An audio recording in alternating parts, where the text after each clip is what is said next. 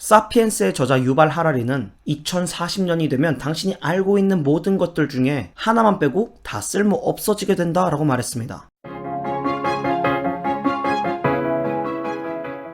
당신의 인생의 불안을 평안으로 김필수입니다. 우선 당신 주변에서 나불거리는 예언자들을 손절하십시오. 예언자는 두 가지 부류로 나뉩니다. 해봤자 아무 소용없으니까 그냥 살던 대로 살아. 그 TV에 나온 사람들은 어쩌다가 한 명씩 나오는 사람들이야. 어쨌든 너가 그 사람이 될 순 없어. 라고 말하는 비관적 예언자들과 미래의 이 분야가 뜨니까 너 이거 무조건 해봐.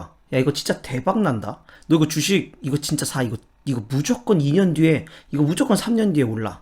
라고 말하는 낙관적 예언자들입니다. 예언자들은 사실 조금만 검색해봐도 알 수 있는 정보들, 그러니까 미래가 아니라 현재에 떠돌고 있는 미래에 대한 정보들, 그것들과 자칭 전문가들, 미래학자라고 이야기하는 사람들의 의견을 조합해서 그럴싸한 말을 하는 것 뿐입니다. 그들 중에는 당장 내일 무슨 일이 일어날지 맞출 수 있는 사람도 없을 뿐만 아니라 성공적인 삶의 기준이라고 할 만한 사람도 딱히 없을 겁니다. 당신이 만일 비관적인 예언자들의 말을 듣고 제자리에 머무른다면 결국 나중에는 도전하고 성장하는 마음의 근력들이 사라지게 될 것이고, 반대로 낙관적인 예언자들의 말을 들으며 투자하거나 진로를 결정하게 된다면 결국 남 탓을 하거나 남의 꿈만 이뤄주는 사람이 될 것입니다. 지금도 AI니 4차 산업혁명이니 초전도체니 다 유망하고 다 핫한 거 알겠습니다만 그 기술이 적용된 미래를 보고 온 사람은 아무도 없다는 것입니다. 실제로 수년 전에 프로그래밍 하나만 배우면 정말 평생 먹고 살 것처럼 말해서 수많은 사람들이 자기 직장 때려치고 학원에 등록하고 했었던 때가 있습니다. 그런데 지금 보면 그 길 또한 여느 직업과 같다라는 생각이 듭니다.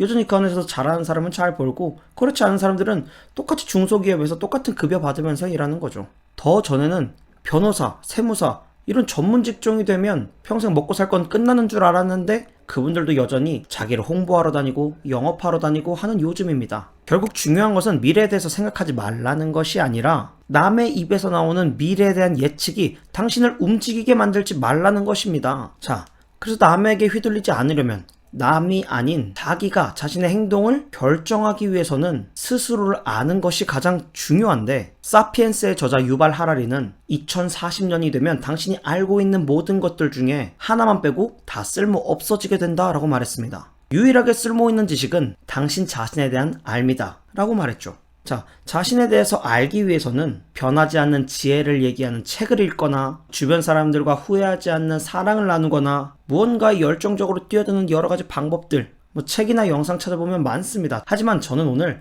꿀팁 하나 드리겠습니다. 바로 호기심을 따라가라는 것입니다. 이 호기심을 따라가는 것은 당장 주변에서 웬 헛짓거리를 한다고 잔소리를 들을 수는 있지만 좋은 삶을 살기 위해서 반드시 해야만 하는 것입니다. 이 호기심을 따르는 것은 자신에 대한 이해를 키워줄 뿐만 아니라 자신과 같은 호기심, 궁금증, 관심을 갖고 있는 사람들을 만나게 해주고 나아가 인간을 배우고 안 쓰던 글을 쓰게 하고 전에 하지 않았던 행동을 하게 하고 타인과의 소통과 공감을 하게 만듭니다. 지금 당신이 속해 있는 집단, 회사나 친구나 가족이나 그 안에서 이루어지는 어떤 서열에 대한 싸움 또는 불합리한 문화 같은 것들이 있을 것입니다. 거기에 소모되는 에너지를 최대한 줄이고 궁금해하는 것이 비슷한 사람들, 더 나아가 삶의 방향이 당신과 비슷한 사람들과 함께하는 것, 그들과 소통하고 연대하는 것은 한 살이라도 어렸을 때부터 놓치지 말아야 할 일입니다. 제 고객님 중에서 소방서에 근무하시는 분이 계신데 회사의 부당한 대우와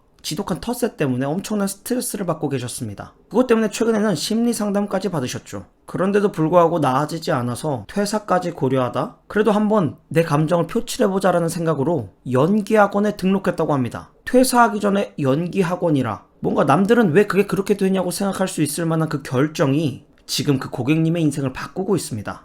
이게 화내는 연기를 배워서 직장에서 써먹었다 이런 내용이 아니라 연기학원에서 그는 자신을 더 잘 알게 되었기 때문이죠. 또 일터에서 뭐만 하면 싫은 소리, 무시하는 소리를 들었었는데 연기학원에서는 그 재능과 태도를 인정받고 칭찬받고 자존감이 회복되는 말들을 많이 듣는다는 거죠. 그 고객님은 그 연기학원 이후로 아주 긍정적인 변화를 겪고 있다고 말했습니다. 제가 앞서서 말씀드린 모든 조언은 거부라는 단어로 귀결됩니다. 당신의 인생에 전혀 도움이 안 되는 말, 그리고 생각, 행동을 하도록 부추기는 사람들을 거부하십시오. 잘 거부하고 더 자주 거부할수록 당신은 스스로를 지켜낼 수 있을 것입니다. 떠들어대는 예언자들을 다 무시하고 당신을 멋대로 규정하려고 드는 사람들의 무리에서 나오십시오. 그리고 당신을 최고라고 여기는 사람, 당신에게 항상 기대하는 사람과 함께 시간을 보내십시오. 한 가지 재미있는 진리는 이 세상이 말 잘 듣고 중도를 지키고 좋은 게 좋은 거지 하면 좋아해 줄 줄 알지만 사실은 그들은 천천히 무시받게 되고